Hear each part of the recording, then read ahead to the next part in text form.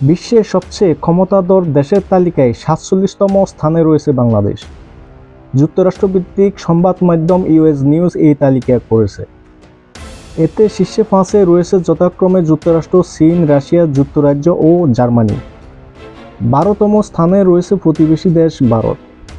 তবে মোট ৮৯টি দেশের করা এই তালিকায় পাকিস্তান, উত্তর কোরিয়া, ভুটান ও মালদ্বীপের নাম পাওয়া যায়নি। যুদ্ধবিধ্বস্ত ইউক্রেন রয়েছে তালিকায় ১৪তম স্থানে, আর ইসরায়েলের নাম রয়েছে ১০তম স্থানে।